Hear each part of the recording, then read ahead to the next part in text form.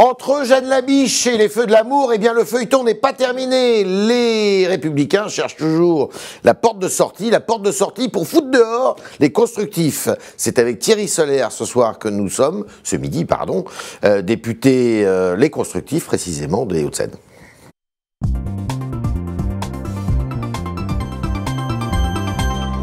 Thierry Solère, bonjour. Bonjour. Donc, mardi, si j'ai bien compris, vous n'êtes plus républicain. Bon, écoutez, d'abord, être républicain, c'est quoi? C'est de privilégier toujours son pays à son parti. Toujours. C'est d'être un pro-européen, c'est d'être favorable à l'union de la droite et du centre, et c'est s'opposer, quoi qu'il arrive, même si les temps sont difficiles, à une union avec l'extrême droite. C'est ça, être républicain. D'accord. Et donc, je me regrette que certains cherchent aujourd'hui à exclure ceux qui, au fond, ne font que défendre ce qu'ils ont toujours défendu depuis plusieurs années. Mais c'est... vous allez faire un recours si vous êtes exclu? Écoutez, c'est un feuilleton qu'ils essayent de nous faire, là, en ce moment. Moi, je me rappelle du slogan de campagne de Nicolas Sarkozy. C'était « Ensemble, tout devient possible ».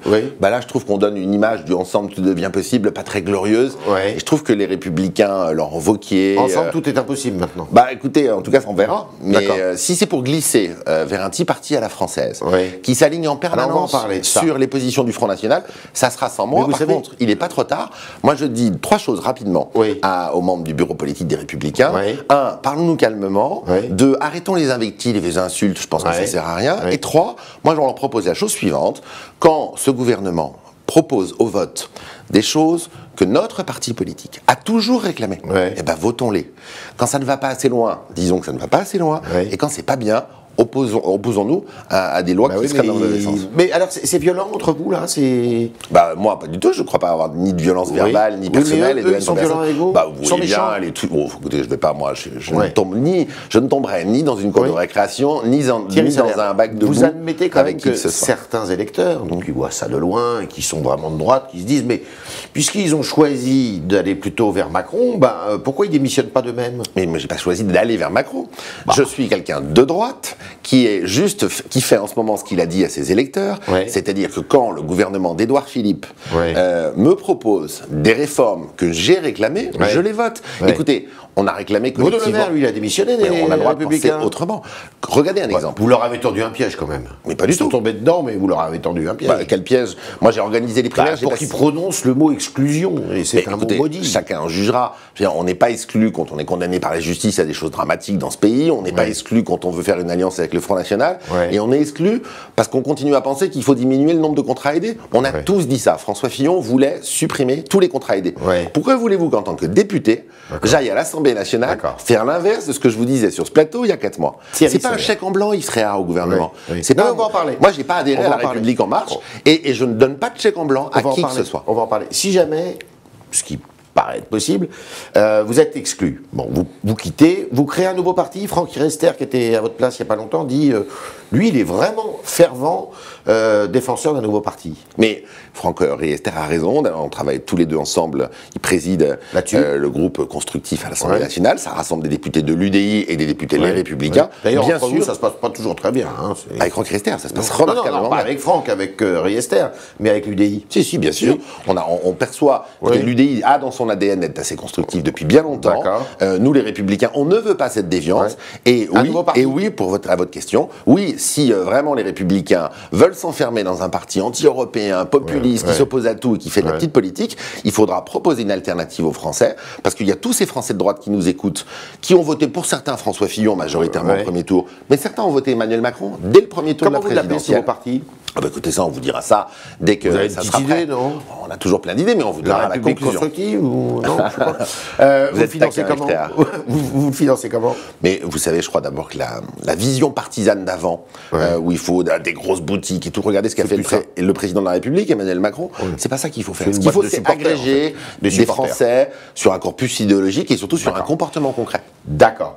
C'est à quel horizon, ça? Vous l'aurez créé quand? D'ici à la fin de l'année? Moi, je pense qu'il y a une déliquescence des partis politiques français en ce moment. On le voit au Front National, aux Républicains et au Parti Socialiste. Elle est en cours. Les petits épisodes du moment participent de cette décomposition, probablement. Vous l'UDI là-dedans, ce parti? Je pense qu'on... Ils veulent pas, hein? Si, non, on travaille ensemble vraiment à ça. Vous pourriez tous les deux. Mais écoutez... Donc Donc feu l'UDI alors. Mais c'est pas feu l'UDI, on est en train de travailler à l'idée de se dire que si les Républicains décident vraiment de quitter ce qui a fait l'ADN de la droite française. La défaite, ça arrive en politique, c'est consubstantiel à une élection. Mais la défaite et le déshonneur, ça sera sans nous. Et si c'est ça, on offrira aux Français une offre politique qui correspond à notre ADN. Moi, je suis un réformateur. Moi, je suis pas un ultra-conservateur. Moi, mon pays se redresse. Et j'essaie d'avoir une cohérence intellectuelle. Je préférerais toujours mon pays et les décisions qui doivent être prises, je les accompagnerai plutôt que de penser qu'à 2022, à me venger de la défaite de François Fillon. Information, ça se fera avec l'UDI.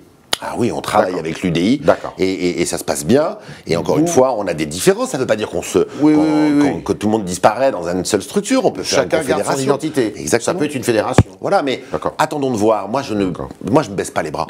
J'attends de voir si les Républicains ne veulent pas ouvrir les yeux et essayer de calmement de se positionner. Le groupe constructif est rangé dans l'opposition. Mais vous avez voté pour le budget. Quand d'autres, parmi les constructifs, ont voté, se sont abstenus. Vous êtes où? Vous êtes dans l'opposition, dans la majorité? Alors je vois bien ce vieux schéma. Quand on est dans la majorité, on doit tout voter, sinon on est qualifié de frondeur. Et puis quand on n'est pas dans la majorité, on doit s'opposer à tout, sinon on n'est pas un bon opposant et on est exclu par Monsieur Wauquiez. Bon, moi je trouve que c'est bébête. Moi je pense que les Français, vous voyez, quand ils vont au restaurant, le menu, ils en ont assez. Ils veulent être à la carte. Il n'y a pas de chèque en blanc. C'est plus cher aussi, hein. Oui, vous savez, l'addition, depuis des années, elle est salée. En matière de chômage, d'impôts, d'augmentation de Français sous le seuil de pauvreté. Donc vous savez, moi j'ai conscience que la droite, elle n'a pas offert un visage très glorieux à l'occasion de cette présidentielle. Ça devrait nous inciter à un peu de modestie dans le ton et de ne pas passer notre temps à faire des anathèmes, à stigmatiser tout le monde. Donc vous êtes un groupe. Moi, on est un groupe de parlementaires. Et si les Républicains continuent dans cette déviance, on offrira une offre partisane alternative. Et encore une fois, j'aiderai de toutes mes forces des mesures qui ont vocation à faire qu'à la fin du quinquennat, il y ait vraiment moins de chômage. Si ça réussit, ça sera la première fois depuis 30 ans que ça marche. Sur la PMA, vous pensez quoi, vous? Alors sur la GPA, très opposé. Sur la PMA, je ne suis pas opposé par principe à l'extension d'un droit qui existe déjà pour des femmes à d'autres femmes. Wauquiez, président des Républicains, c'est sûr ça? Oh, c'est jamais sûr, vous savez, la Juppé devait gagner les primaires, François Fillon était déjà président, mais on verra, ça sera les adhérents qui... Wauquiez, c'est l'assurance de la droitisation, sincèrement, des Républicains. Wauquiez, c'est lui qui, au bureau politique des Républicains, au lendemain de l'élimination de François Fillon, qui est arrivé et qui a veillé à ce qu'on n'appelle pas à voter pour Emmanuel Macron. C'est-à-dire que face à la présence de l'extrême droite au second tour d'une présidentielle, on barre plus la route. Il a donc cassé la digue. Depuis qu'il a cassé la digue, il y en a qui traversent la rivière. Il y a un président de Sens commun qui, tranquillement, vous annonce qu'il veut faire une alliance avec Marion Le Pen. Oui, mais Laurent Wauquiez a dit qu'il n'était pas d'accord avec ça. Oui, mais il n'a pas exclu. D'accord. On exclut ceux qui veulent travailler avec le centre. Comment vous définissez, Laurent Wauquiez? On exclut ceux qui veulent travailler avec le centre, et on garde avec soi ceux qui veulent travailler avec l'extrême droite. C'est ça la droite française de Jacques Chirac, d'Alain Juppé, Nicolas Sarkozy aux Républicains, donc. Enfin, en tout cas, il y a plus de gens, si c'est la ligne de Laurent Wauquiez qui l'impose, il n'y a plus de ligne politique qui fait barrière et digue face à l'extrême droite. Comment vous définissez, Laurent Wauquiez? Quelqu'un qui, de toute évidence, veut casser la digue avec l'extrême droite. Est-ce que c'est un libéral nationaliste, par exemple? Non. Moi, je trouve que de plus en plus, c'est un garçon très intelligent, qui de plus en plus prend des positions populistes, qui voit que le Front National est élevé en France, et qui devrait en tirer comme conclusion que quand il est au pouvoir, il faut avoir des résultats. Et non, il court derrière, et il prend un ton qui est celui du Front National. Vous savez, j'étais à l'Assemblée, j'étais mercredi à l'Assemblée, j'avais une question, il y avait une question au gouvernement, aux Républicains, de Guillaume Pelletier. Vous fermiez les yeux, franchement, c'était le Front National qui s'exprimait. Je sais qu'il en vient d'ailleurs du Front National. Et moi, je ne veux pas que la droite française, ça soit ça. Maintenant, si c'est le choix de la droite française de faire cela, je serai plus dedans. Bon. Comment vous expliquez qu'il y en ait pas mal quand même qu'on pensait plus modéré que ça, qui aillent vers justement Laurent Wauquiez? Il a choisi comme porte-parole, je crois, Geoffroy Didier. Non, mais vous avez toujours des gens qui veulent exercer des responsabilités. Valérie Pécresse, elle ne veut pas démissionner, les Républicains. Non, mais chacun fait ce qu'il veut. Je vous dis juste qu'il y avait 360 députés en 2002, les Républicains, il y en avait 300 en 2007, 200 en 2012, et il y en a 100 cette fois-ci. Voilà. Si le raisonnement, c'est de dire qu'il faut aller sur la ligne idéologique du Front National, casser la digue avec eux, ce qui fera une alliance, vous verrez, on prend les paris. pour arriver à gagner les élections présidentielles, en expliquant que pendant 5 ans, on se fiche complètement du redressement du pays, c'est pas pour moi. Moi, ce que je veux, c'est que le pays se redresse. Ma priorité n'est pas la présidentielle 2022, c'est les réformes 2018. Est-ce que votre futur parti, eh bien, il participera activement aux élections municipales, aux élections départementales, aux élections régionales? Vous aurez des candidats? Un parti politique, tout parti politique, c'est fait pour 2 choses. Produire des idées. Et vous serez plutôt allié avec LREM à ce moment-là? C'est produire des idées et présenter des candidats à des élections. C'est l'ADN des partis politiques qui sont inscrits dans la Constitution. Encore une fois, ne brûlons pas les étapes. Il est encore temps pour que les Républicains ouvrent les yeux du fait que ce n'est pas la solution pour eux. Et je pense d'ailleurs que les électeurs nous suivent. Hein, vous savez, ceux qui se disent de droite, Yves Tréhard, ils ont vécu une année terrible. Ils ont pour certains d'entre eux... Ça fait longtemps qu'ils vivent des moments terribles, hein, parce que depuis 2012... C'est pas terrible, justement, mais ça c'était parce qu'on avait perdu les élections. Enfin, après on était dans l'opposition, on avait organisé des primaires, il y a eu un espoir qui s'est levé. Tout ça est tombé par terre pour des raisons qu'on connaît notamment. Et puis voilà, et depuis qu'est-ce qu'ils veulent? Ils veulent que le pays se redresse. Est-ce qu'ils donnent un chèque en blanc au président de la République? Je ne le crois pas. Mais par contre, ils se réjouissent quand le président de la République prend des décisions courageuses que la vie politique française n'a pas eu l'occasion de traiter depuis 20 ans. Bien sûr. Monsieur Wauquiez, il a été ministre de l'Emploi. Il ne l'a pas fait, la réforme du Code du travail. Alors, il ne l'a pas fait quand il était ministre. Il l'a réclamé quand c'était François Hollande. Et maintenant qu'Édouard Philippe et le président de Macron la mettent en œuvre, ils s'y opposent. Enfin, écoutez, pardon, tout ça n'est pas sérieux. Maël de Calan, ce matin sur RTL, nos confrères d'RTL, moi je crains que Laurent Wauquiez soit le Benoît Hamon de la droite, c'est-à-dire très populaire auprès des adhérents, qui incarne une droite qui se referme, qui se rétrécit autour d'un cœur d'adhérents, de doctrines de plus en plus restreints. Partagez cette analyse? Oui, Maël de Calan parle du décalage qu'il y a dans un parti où il y a de moins en moins d'adhérents et les électeurs, je vous le dis, les électeurs de droite... Mais pourquoi Maël de Calan il reste chez les Républicains alors, Mais Maël de Calan, il fait ce choix de se dire il baisse pas les bras. Est-ce qu'il va être élu? Ça serait pas une mauvaise solution, hein, je veux dire, au fond. Mais s'il a été élu, par exemple, président, Maël de Calan, président des Républicains... Je suis sûr qu'on ne serait pas exclu. Ça rétrécirait votre champ, vous. Donc vous repartez chez les Républicains mais je ne pars pas, moi j'ai rien bougé, j'ai rien demandé. Vous restez chez les Républicains à ce moment-là? Non, mais c'est Maël de Calan. Mais Maël de Calan, c'est un garçon de qualité et je suis sûr qu'il n'a pas cette vision. En tout cas, je suis certain de sa fibre républicaine. Jamais il fera d'alliance avec l'extrême droite. Il y porte un discours clair et cohérent. Moi, je me reconnais beaucoup plus là-dedans. D'accord. Donc, s'il est élu président, vous restez. Il n'y a pas de problème. Posez-lui la question, je suis sûr qu'il ne cherchera pas à virer tout le monde. Et Florence Portelli, qu'est-ce que vous en pensez? C'est la 3e candidate. Écoutez, pas moi, moins de choses, j'en pense un peu moins de choses, mais elle pose une candidature tout à fait légitime. Vous savez, tout le monde parle des constructifs en ce moment, je m'en réjouis. Je vous dis, c'est une phrase, Yves Tréhard. On avait voté à l'Assemblée nationale comme au Sénat la loi sur le terrorisme. Bon, les Républicains, les députés ont voté contre la loi, les sénateurs ont voté pour. Je devrais, si j'étais commentateur, m'interroger quand même sur le fait que qu'est-ce que c'est que ce parti politique qui a des députés qui votent contre la loi terrorisme et les sénateurs qui votent pour, dans le même parti, sur un sujet juste essentiel, la protection des Français face à la menace terroriste. Donc, tout ça en ce moment, c'est du n'importe quoi. Moi, je dis aux membres du bureau politique, calmez-vous, on a perdu un peu dans le déshonneur cette campagne présidentielle, ouvrez les yeux, mettons-nous autour d'une table. Moi, je ne propose pas l'adhésion collective, le suicide collectif, je ne propose rien d'autre que d'essayer d'avoir une grande rigueur intellectuelle, de voter quand c'est bien, d'amender pour que ça aille plus loin et de s'opposer quand ça va pas. Et maintenant, vos questions, chers internautes, avec Jean-Baptiste Sémergent qui est arrivé, casaque verte dans le studio.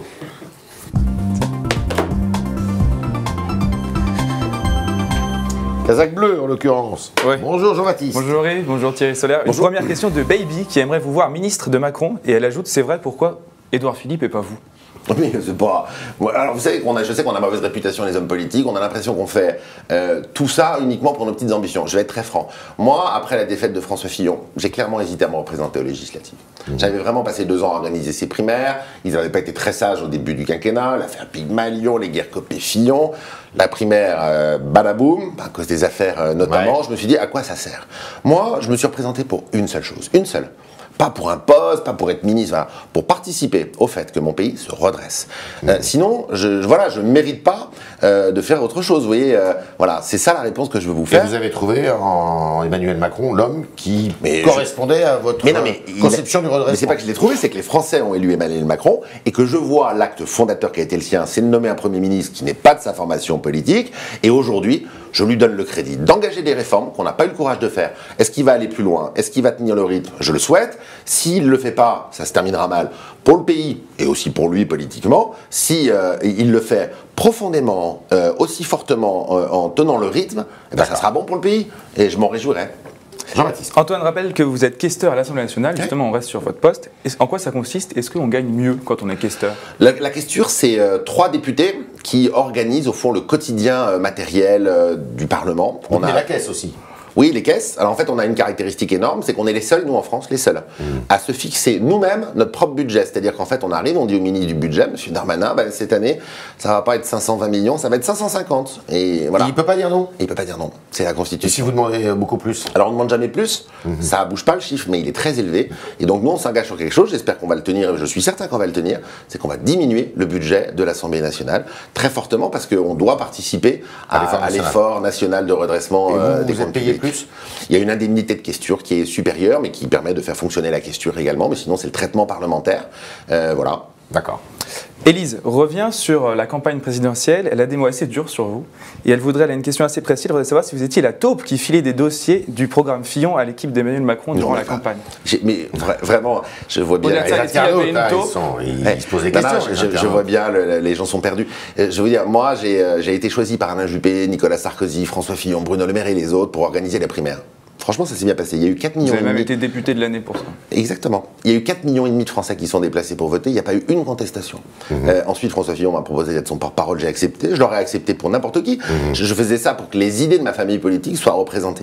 François Fillon a pris l'engagement d'arrêter sa campagne s'il devait être mis en examen. Il a changé d'avis. Et là, vous avez jeté l'éponge. Et j'ai jeté l'éponge. Et les fuites de dossiers, c'est quelque chose qui vous dit quelque chose? Ah, jamais. Franchement, si vous croyez quelqu'un qui est parlementaire, représentant de la nation, il est là pour aller filer des dossiers de A à B, puis quel dossier de quoi, sur quoi, ça n'a aucun sens. Alors, Samuel vous demande, donc Samuel habite à Boulogne, il vous demande ce que vous pensez de la fusion entre le département du 78 et le 92. Et donc les Yvelines et les Hauts-de-Seine. Et ajoute, faut-il supprimer les départements de la petite couronne parisienne? C'est le projet, évidemment, de Emmanuel Macron. Alors, il y a, pour vous faire ça court, il y a 15 ans quand j'ai été élu, il y avait les mairies, les départements, la région. 3 strates. Et c'était déjà l'exception française. Aujourd'hui, il y en a 5. La mairie, le département, la région, les territoires et la métropole. Ça va plus. Haute-Seine-Yvelines a fusionné. Il ne faut pas gérer des choses comme ça. Il ne faut pas regarder département par département comme on tricote. Il faut un programme d'ensemble pour qu'il y ait moins de strates et que ça coûte moins cher et que ça soit plus efficace. La grande métropole. Il y a des choix à faire.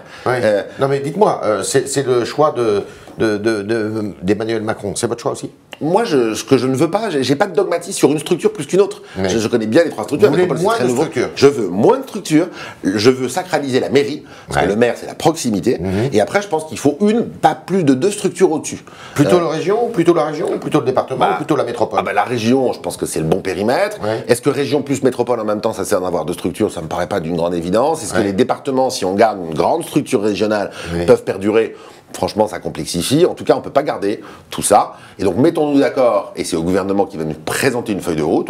Moi, franchement, je suis plutôt favorable à ce qu'on diminue fortement. Je vous promets, on passe notre temps à discuter entre structures plutôt que faire notre boulot. C'est quand même incroyable. D'accord. Dernière question, et pas des moindres, une question d'Hervé qui vous interroge sur la Guyane et Emmanuel Macron en Guyane, et avec les émeutes qu'il y a eu la nuit dernière. Qu'en pensez-vous? C'est l'échec d'un gouvernement, de dernier gouvernement?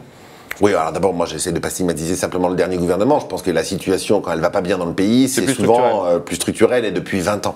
Je connais peu la Guyane, je suis allé pendant les primaires de la droite et du centre.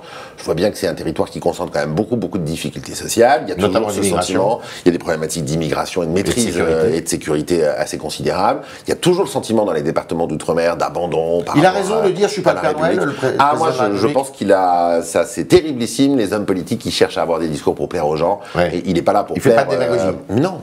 Il y a une réalité, il y a de la rigueur à avoir, il y a des contraintes budgétaires, il y a par contre des difficultés que les Guyanais rencontrent dans l'organisation même de l'État. Vous êtes conscient que ce qui se passe en Guyane, c'est aussi à La Réunion, c'est aussi à Mayotte? Bien sûr, je connais très bien La Réunion, c'est pas la même chose quand même, c'est un département qui ne concentre pas autant de difficultés. Mais Mayotte, oui. Mayotte, énormément, notamment en matière d'immigration. L'État doit faire son travail, mais pas d'une manière démagogique, voilà. Voilà, c'était les réponses à vos questions, chers internautes, posées par l'intermédiaire de Jean-Baptiste Semerjean, que je remercie. Merci Thierry Solaire. Merci à vous. Et puis, prochain épisode lundi.